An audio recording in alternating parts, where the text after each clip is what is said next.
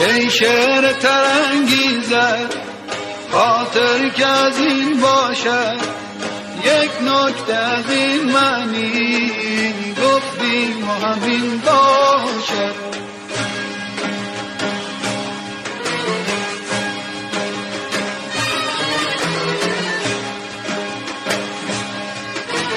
جامعه میخونه دل هر یک به کسی دادن، در دایره قسمت اوضاع چنین باشد.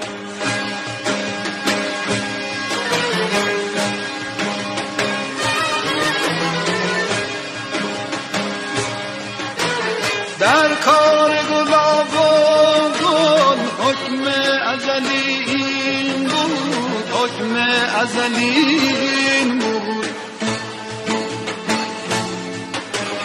در کار گلاب و گل حکم ازلی این بود، حکم ازلی این بود.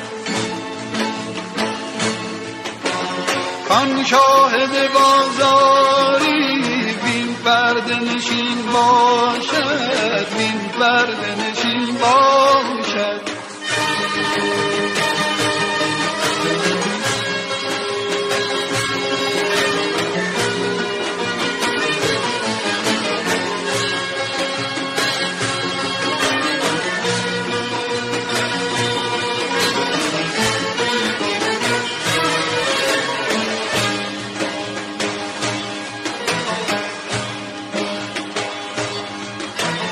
هر کو نکند فهمید این که خیالم نیست، هر کو نکند فهمید این که خیالم نیست. نقشش به حرام خود صورت گرچین باشد، نقشش به حرام خود صورت گرچین باشد. هر کو نکند فهمی جان زین که خیالم نیست، هر کو نکند فهمی جان زین که خیالم نیست. نقشش به حرام خود صورت گرچین باشد.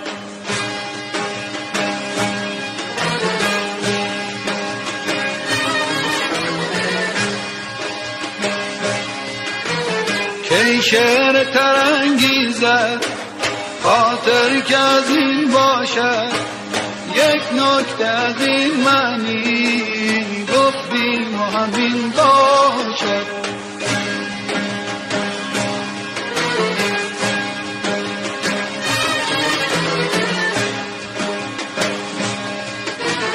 جامعه میخونه دل هر یک به کسی دادن، در دایره قسمت اوضاع چنین باشد.